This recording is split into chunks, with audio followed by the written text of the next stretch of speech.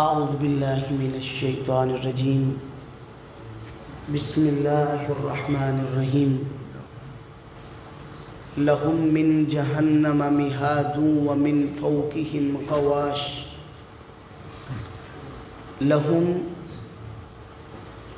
ان لوگوں کے لیے من جہنم جہنم سے مہاد بچھونا ہوگا. ان لوگوں کا بستر جو ہے وہ آگ ہوگی.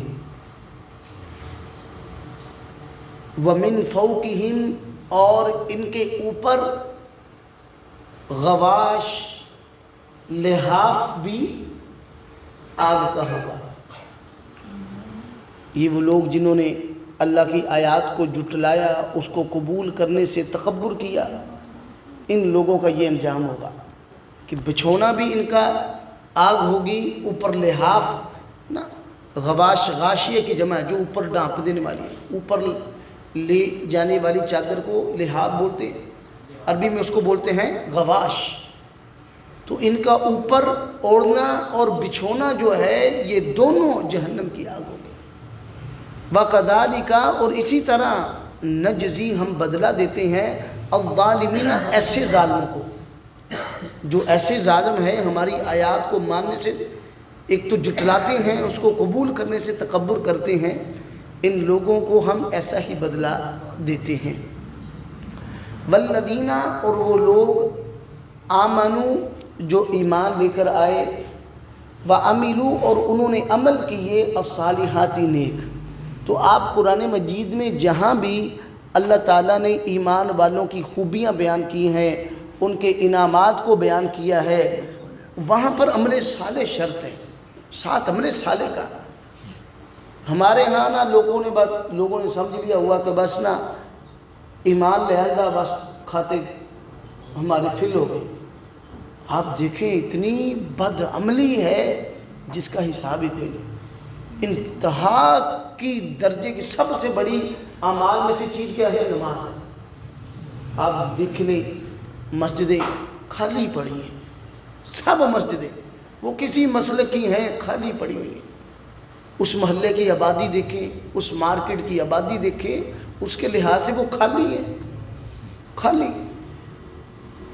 اس محلے میں رہنے والے ایک دو گرانوں کی تعداد کے مطابق مساجد میں مستقل لوگ نماز پڑھتے ہیں.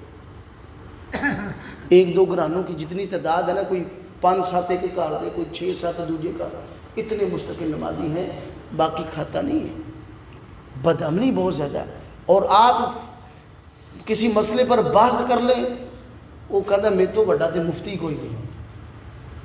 ہاں یہ عمل میں بہت کمی آ گئی.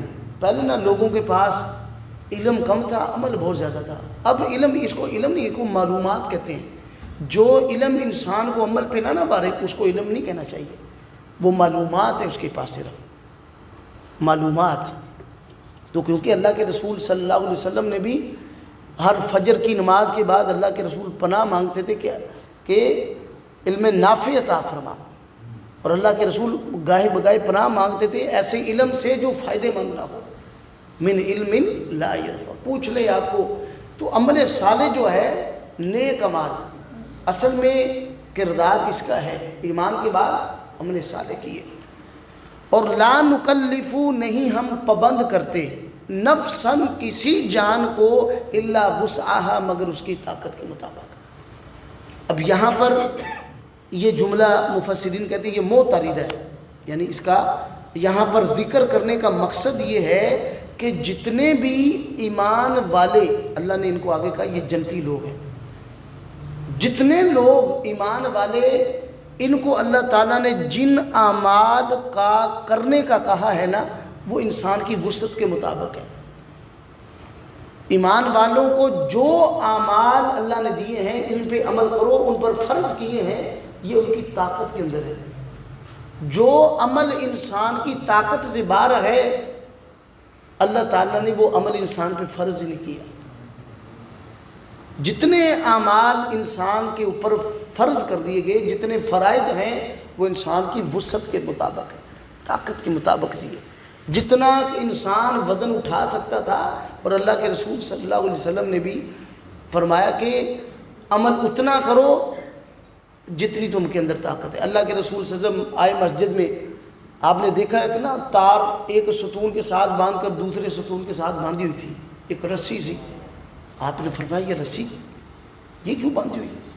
انہوں نے کہا یہ حضرت زینب رضی اللہ عنہ کے لیے، وہ رات کو لمبا قیام کرتی ہیں، جب تھک جاتی ہیں نا، کھڑا نہیں ہوا جاتا تو وہ رسی کو پکڑ لیتی ہیں۔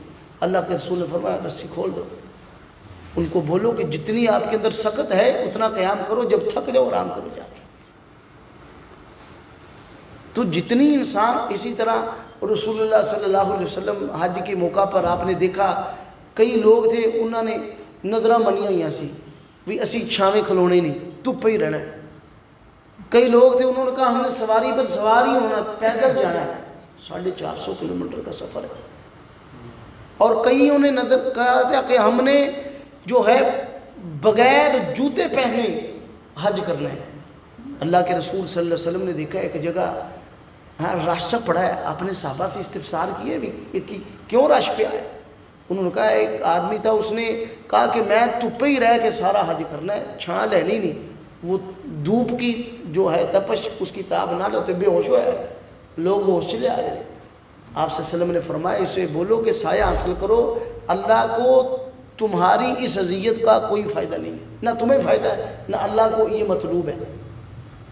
تو انسان کو اللہ تعالیٰ نے وہی اعمال دیے جس کی وہ طاقت رکھتا ہے، اور جو انسان سے اعمال طاقت سے باہر ہو جاتی ہیں اللہ اس میں رخصت دے دیتا ہے۔ انسان بیمار ہو گیا، کھڑے ہو کے نماز نہیں پڑھی، شریعت کہتی بیٹھ کے پڑھ لو، بیٹھ کے نہیں پڑھی یعنی شریعت لیٹ کے پڑھ لو۔ رمضان ہے، بیمار ہو گیا، شریعت کہتی روزہ چھوڑ دو، سفر کرنا پڑ گیا روزہ چھوڑ دو۔ انسان کو کوئی زخم لاحق ہو گیا، شریعت کہتی بھئی تم نہ وضو کرو، نہ تم غسل کرو، تم کیا کرو؟ تیمم کرو۔ تو ہر وہ معاملہ جس میں بھی انسان کی تکلیف، اس کو کسی ایسی چیز کا پابند کیا جا رہا تھا جو اس کی طاقت سے باہر ہو رہا ہے، چلیے اتنے وہاں اس کو رخصت دے دیں۔ تو اولئک یہی وہ لوگ ہیں اصحاب الجنہ جو جنت والے ہیں، جو لوگ ایمان لانے کے بعد عمل صالح کرتے ہیں۔